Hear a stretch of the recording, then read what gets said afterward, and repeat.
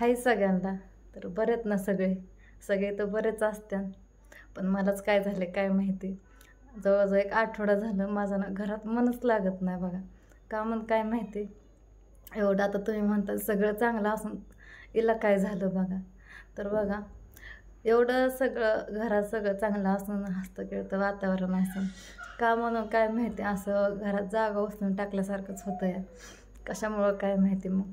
तर राहून बघा सारखं म्हणजे सारखंच होतं बरं का. असं राहून सारखी आईची आठवण येते बघा. असं काय एकाकीत काय केलं, काय झालं, काय बनवलं तर सारखं असं वाटतं आई असती तर काहीतरी हट्ट करून काहीतरी मागितलं असतं. आणखीन फोन करून 2-4 शब्द बोलले तरी असते. पण तसं काहीच नाही बघा. तुम्हाला माहिती आहे माझी आई किती दिवस झालं नाही. वडिलांच्या त्रासामुळं निघून गेली आणि निघून गेली माहिती आहे. सुखरूप पण आहे बघा कुठं असेल तिथं. पण ती काय यायला तयारच नाही बघा.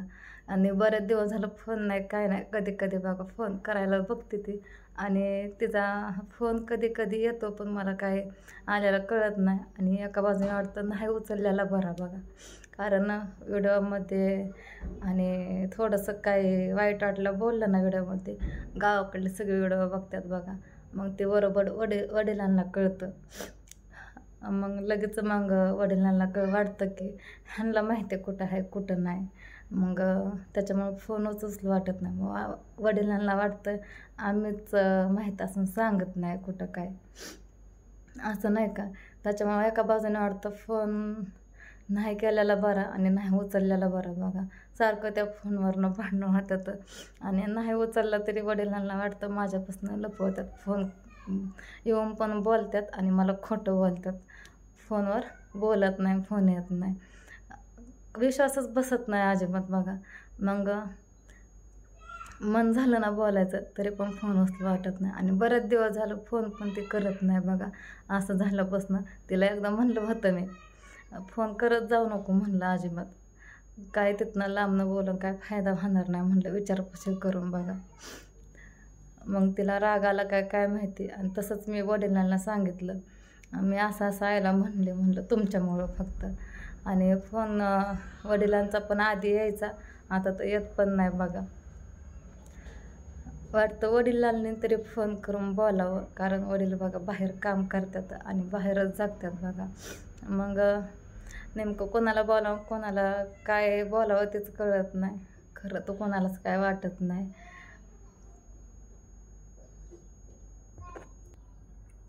मग मला तर वाटतं एका बाजूने असं वाटतं की कधीतरी फोन आल्यानंतर आईचं बघा त्याच्या संग 2-4 शब्द बोलावात आणि तेवढंच मन मोकळं पण होईल, बरं पण वाटेल. असं पण तसं पण माझ्या वडिलांना आप्पा म्हणतात बघा. असं पण तसं पण आप्पांना बघा सगळं खोटंच वाटतं. वाटतं आपण एवढं खरं वागून काय फायदाच नाही. सरसकट म्हणतात फोन करते बोलते, मग त्यापेक्षा केलेलंच बरं बोललेलंच बरं. आणि तसं पण सगळ्यांना वाटतंच की बा कसली काय असं बघा. निघून घेऊन जाऊन तिकडं राहत असन, तिकडं काहीतरी कामधंदा करत असन, सगळ्यांना वाटतंच की आईसंग बोलावं, वडिलांसंग बोलावं, तेवढंच मन मोकळं करावं. 2-4 शब्द कसे नाही बरे का, असं किती पण दिवस होऊ द्या निघून गेलेले. पण एक क्षण असतो बघा आपण वाट बघत असतो. एका बाजूने तरी वाटतं आज येईन उद्या येईन, फोनवर बोलल्यावरती काय विचारल्यावरती वाटतंच ना येईन म्हणून. थोडी तरी माया दया फुटन.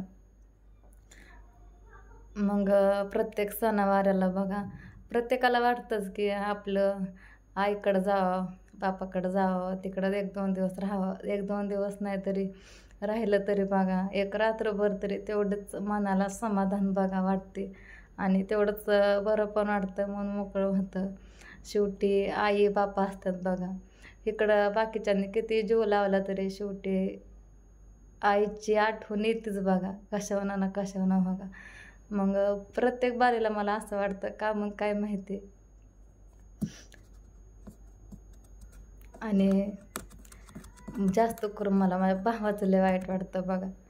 कारण की तो पण बाहेर गावाला शाळेला साताऱ्याला बघा शिक्षण करून काम करून त्याचा तो जगतो बघा तिकडं. त्याला तर काय फोन करणं होत नाही, कधीतरी फोन करतो. बोलतो जास्त करूनच त्याला 1-2 दिवसाला फोन करते, विचारते बरं आहे का? कसं आहे, कसं नाही चाललंय ते.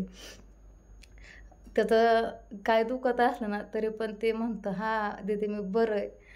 कधी रुपयासुद्धा असा वायपट खर्चत नाही. त्याला स्वतःसाठी कधी घासभर सुद्धा ते खायला आणत नाही बाहेरनं बघा.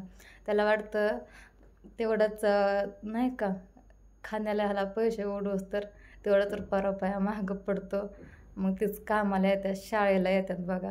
त्याच्यामुळं ते पैसे खर्चत नाही. त्याला मी प्रत्येक बारीने फोन केल्यानंतर खवळत असते बघा. "अरे पैसे जपून काय करणार? एवढं तेवढं जीवाला खात जा." आणि नुसता हां, हां करतो. पण त्याचा स्वभाव मला चांगला माहिती आहे बघा. कधीच पैसे उडवत नाही. लय चिकाटीने जगतो बघा. नाही आईचा आधार, नाही बापाचा आधार, नाही कोणाचा आधार. आपा बघा कधीतरी आलं म्हणलं तर देतात पैसे हे कामाचं. त्याला शाळेसाठी खर्चासाठी. आपाचा त्याला फोन येतो. त्याला विचारत असते मी, "फोन येतो का रे तुला?" मग म्हणतो, "हां, येतो फोन." विचारतात, "बरं आहे का? कसं आहे ते?" मग रडतात फोनवर नुसतं बघा. मग बघा मागच्या 1-2 दिवसात बघा वडील बघा म्हणजे आप्पा बघा तिकडं गावाकडे गेलं होतं. माहीत नाही कशासाठी गेलं तर. मग त्याला म्हणलं, "आता कामावर घेत्यान का रे आप्पाला?" म्हणला, "घेत्यान की एका दिवसाने काय होत नाही" म्हणला.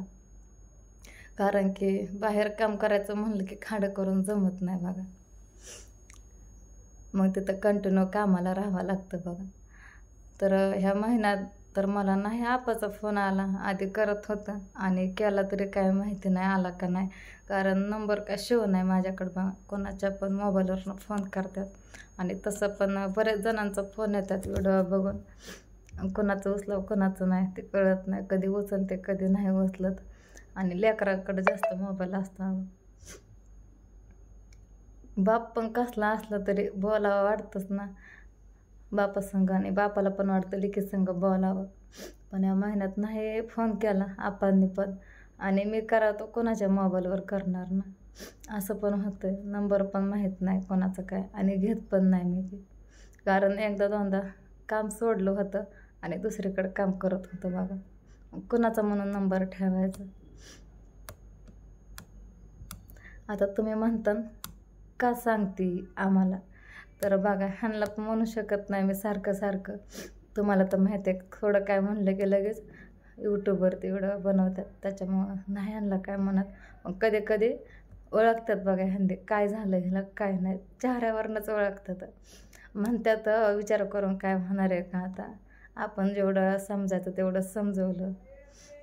मध्ये आलती त्या टायमाला येते म्हणली आणि आलीच नाही. तशीच निघून गेली. मग तेव्हापासून वडिलांना वाटतं बघा आम्हीच मुद्दाम करतोय. तिला लावलं हे इथनं गेली ना ह्यांनी व्हिडिओ पण टाकलं बघा त्यातमध्ये.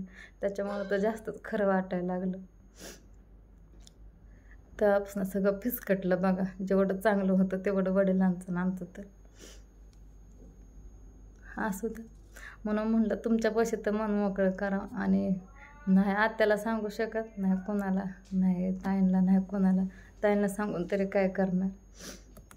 काय फायदा कोणाला सांगून जेवढं समजायचं तेवढं समजवलं सगळ्यांनी.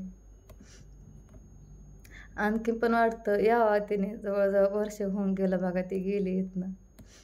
तरी पण नाही येत कारण म्हणते मला लय त्रास दिलाय मी नाही सहन करू शकत. एका बाजूने तिची पण माया येते एका बाजूने वडिलांची पण माया येते बघा. काय करावं कोणच लवतं घेत नाही बघा आता. असू दे. लेकरांची पण शाळा भरणं आता राधू आमची. भावाला म्हणलं होतं ये इकडं सुट्टीला त्याचा आज शेवटचा पेपर होता.